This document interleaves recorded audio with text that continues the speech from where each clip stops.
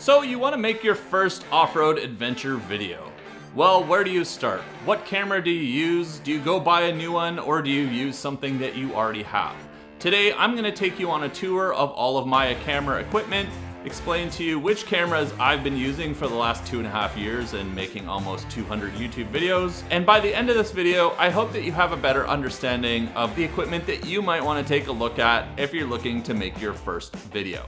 And quickly before we get started, if you're new to the channel, I do upload new videos every week.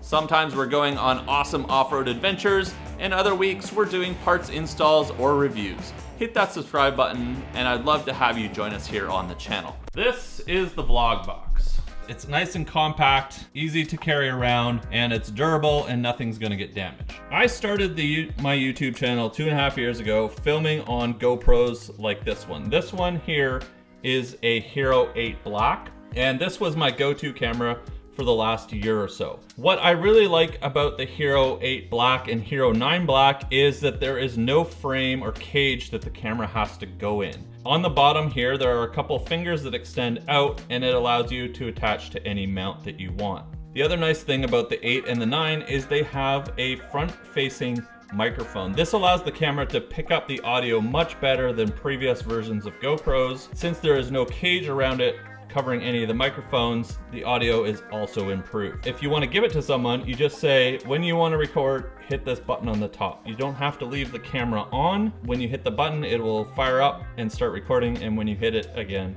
it will turn off. And that's how I get a lot of my additional angles and B-roll when we're out on adventures. The second camera that you see here, this is the Hero 9 Black. My cameras are filthy. I haven't cleaned them since the last time we went out. Now the big difference with the Hero 9 Black, you can see this LCD screen on the front, but that allows you to see what your camera sees. And so you can use this to frame up your shots. And I've really enjoyed using the Hero 9 Black because of this screen. Now it also has the front microphone, and there's no frame or cage that goes around it. And it does have a larger screen on the back, which is nice. This does shoot 4K, and you can shoot 1080p 240 frames per second if you want to get some of that really crazy super slow-mo. GoPros are really great for just putting down on the ground. If they get hit with mud or water or snow, they're gonna take the abuse and get your shot. The GoPro Hero 9 Black also has a feature called horizon leveling. As I turn this, the image stays flat up to a certain point, and then it will start to rotate. So what are some of the pros and cons with using GoPros? Well, the pros are they're easy to use. They're quite simple as far as menu systems go. As I mentioned, you can pass them off easily to someone else and they can record for you. There's lots of different mounts, so you can attach your cameras to different things and get all kinds of crazy different angles. Some of the challenges that I've had with GoPro mostly revolve around low light. So GoPros and their stabilization, which is called hypersmooth, work really well in high lighting or daytime or daylight. As soon as you get into the shade or it's a rainy, overcast day, the stabilization on these stops working and actually becomes counterproductive. And I've seen a lot of image degradation that is caused by the software, and it's not actually from you moving around. It would actually be smoother if you turned off hypersmooth altogether. There's no indication when there's not enough light for hypersmooth to perform optimally, and so you end up looking at your footage the next day and some of it looks like garbage. These GoPros, while they have done an awesome job in a lot of different adventures, they have also caused me a lot of grief. So GoPro isn't the only action camera out there. DJI also makes an action camera, which from the reviews seem comparable. However, I haven't actually used it. They also make another cool camera called the Pocket 2. And if you haven't seen this, looks a lot different than a GoPro. And what that is a camera on a mini gimbal on a stick. You don't suffer any of the problems in low light like you do with a GoPro. However, because you have a mechanical moving arm on there controlling the stabilization of your camera, they're not gonna be anywhere near as durable as a GoPro is. So that is gonna be the trade-off for being able to do things like film smooth footage in low light. I think action cameras are a great starter camera because the cost to get one is not extremely high. You can still pick up a Hero 8 and they are discounted because the 9s are out now. You're probably wondering, why don't I just use my phone? Everybody says I can just pull my phone out of my pocket and make my first video. I think that is true to an extent, but I think if you start making more than one video, you're gonna find a lot of frustrations with using your phone. And occasionally I will use it to grab a clip. Some of the challenges that I've found with using the phone is it's usually doing something else for me when I'm out, like running maps. If you're like me, you lock your phone. And when you're out on the trail and maybe it's raining or there's mud or your hands are dirty, it can make unlocking your phone or even using your phone very challenging. If water gets on the screen, the touch screen gets affected and it doesn't work. The other problem is there's no way to swap the batteries out of your phone. So that means throughout the day, as you burn down the battery, you're gonna have to constantly be plugging it in to keep it charged up. With the action cameras, they have removable batteries. You can buy extra batteries and pop them in and you're good to go, and you can keep your other batteries charging in your vehicle throughout the day. So your phone might be good in a pinch if you need to grab a quick shot.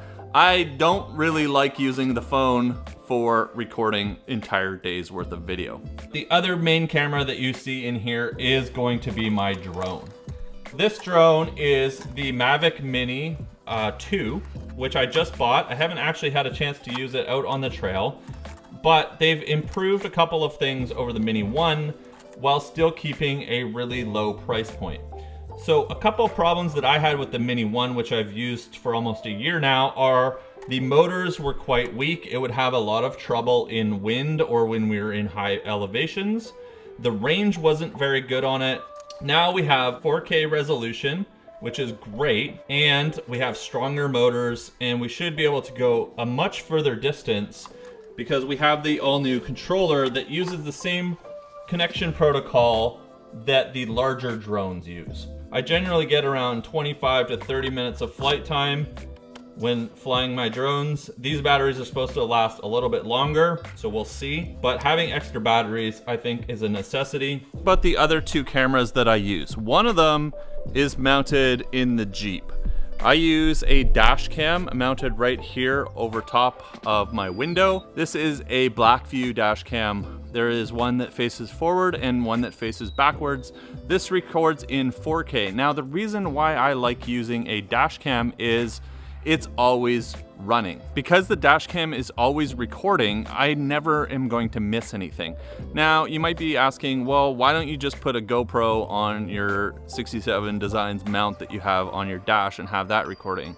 I've tried that, and a lot of the times something happens before you can start recording and I end up missing it. And with a GoPro, you can't keep it recording all day long, otherwise it's just gonna fill up and you're gonna have to go through gigs and gigs of footage at the end of your trip. With the dash cam, it records video constantly, overwrites itself when it's full, and if you have a large enough card, you can get the entire day's worth of files on one SD card before it starts overwriting. It also writes all of the files in 1 minute increments. So if something happens, you can easily just grab that small clip off of it and you've got it for your video. The other thing to consider if you want to add a dash cam to your rig is how you're going to get those files off. This dash cam has Wi-Fi and I can connect to it with my phone. What I didn't want to be doing is having to pull the camera out or attach a USB cord to it or remove the SD card. I wanted a nice, simple, easy way to grab clips. Quality of this camera isn't as good as my GoPros and definitely not as good as the camera that we're on right now. However, I'd rather have footage of something than miss it altogether and not be able to share it with you guys. But it does shoot in 4K and the quality is pretty good, as well as it picks things up at night really well. So I've got some versatility in that camera. It's hardwired in, so it's always powered. I don't have to worry about charging it. And it's always recording, so I'll never miss anything that might happen. And it's pretty good if you get into an accident too, so you've got an extra bit of insurance there. Lastly, let's talk about the camera that we're on right now. This is my new camera that I just purchased. This is the Sony a7S III. This is a full frame mirrorless camera and it's pretty awesome. So a few features of this camera. First, it has a flip out screen, which is the first Sony full frame cameras to have that. I can change the lenses on it. Another big reason why I picked this is its low light capability. Being a full frame camera, it is gonna perform exceptionally well in lower light situations, and that has always been a challenge for me shooting on GoPros.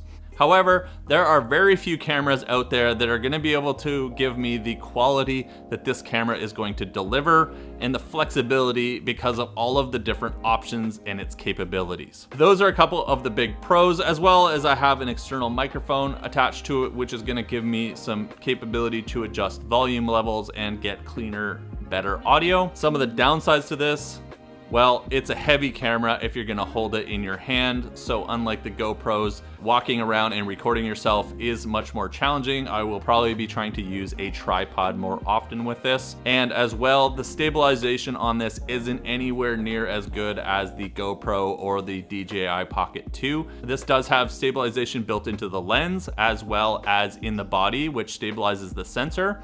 And this does have electronic image stabilization and overall does a really good job at cleaning up some of the vibrations if you're carrying the camera around.